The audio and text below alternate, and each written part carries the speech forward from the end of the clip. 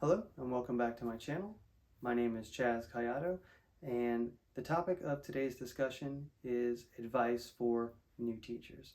So while this discussion may not be for everyone out there that's watching the video, if you aren't a new teacher and you're watching, you might want to listen just because you may hear something that you haven't heard in a while, and it may actually spark something that could help you out with this school year.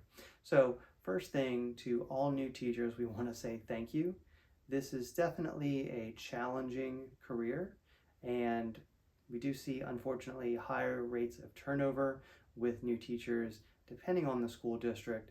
And so I just want you to know that you are appreciated, and when things get tough, remember to look to other teachers to help your or to help find support. And that's actually the first thing that I want to talk about is generally new teachers are given a mentor to work with throughout their first year to help them get through some of the more common aspects of teaching that aren't so common when you first start because you've just never experienced it before. If for some reason your school or district has not provided you with a mentor teacher, then what you need to do is you need to go to administration or you need to go to your department chair and you need to ask if there is someone that you can meet with on a regular basis to help support any questions or any decisions that need to be made in order to help you out through this first year.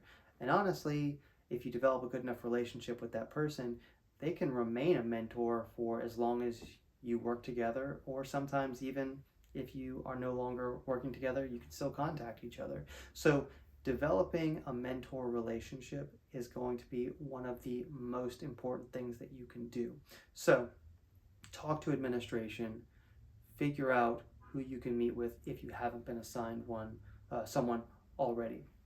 That will go so far in helping you get through that first year. And if you are not a new teacher and you're listening to this video, consider being a teacher mentor with someone at your school or in your district, because you might be the reason that teacher sticks with the job. So another very important way to prepare for the school year is to actually prepare. So get ahead of all of the material that you will need to go over in as far advance as possible. So for instance, my very first year teaching, I took the books home that I was going to teach for the next school year. I took those books home early in the summer, and what I did from there was I went through as much of the material as possible. So that way, when it came time to teach that material to the kids, I had it fresh in my mind. Even if you studied some of these topics in college, we're human. We can forget details over time, even though we might have, big overarching themes in our brains. You'll find students will sometimes ask you very simple questions that really get into details that you may have forgotten. So going over that information to refresh is really important. Also, if you can go ahead and start designing how you want to structure your class, and I know that some of that depends on the school district or the school itself, but do you want to give weekly quizzes? Do you want to give a test every 3 or 4 weeks? And then what do you want those tests to look like? What do you want? How do you want those tests to be structured? Can you start writing those tests? I know some schools, especially for first year teachers, you have to get tests approved.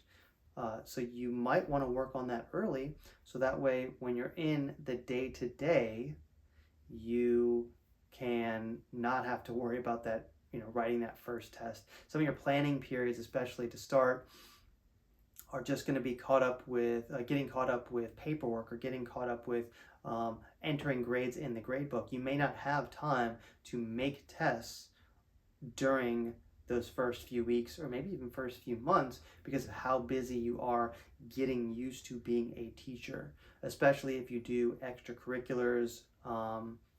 That could also take time away. So getting ahead during the summer months is very vital. So those first two, getting a mentor and preparing ahead, very important. So a third way to really help you out. And it's something that I've talked about in many videos, but it's just so important. Time management. Develop a routine. Okay, so this will help you become efficient with your time. So if you have an off period each day, get in the habit of using that time period to maximize the work that you need to get off your plate. We have talked about how some teachers may feel that they need that time to decompress, and you have to have decompression time in your plan.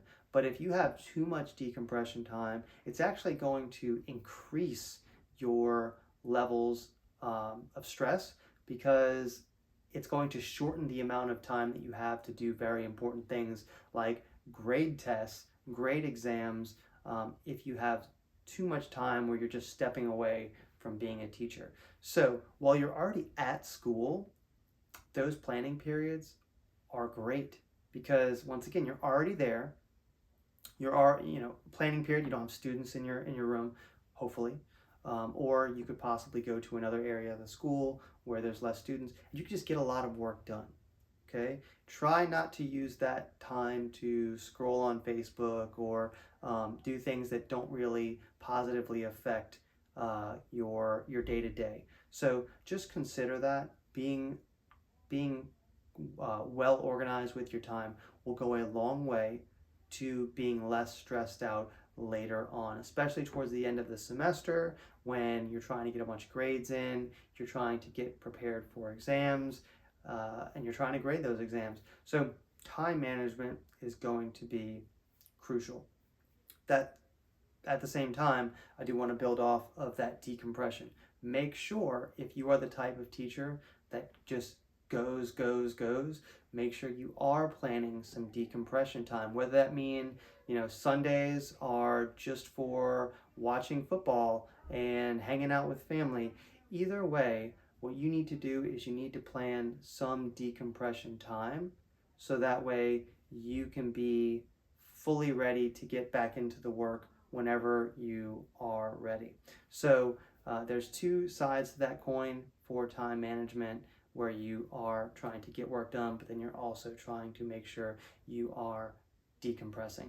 So this is just some advice for new teachers, but maybe this can help you if you're not a new teacher.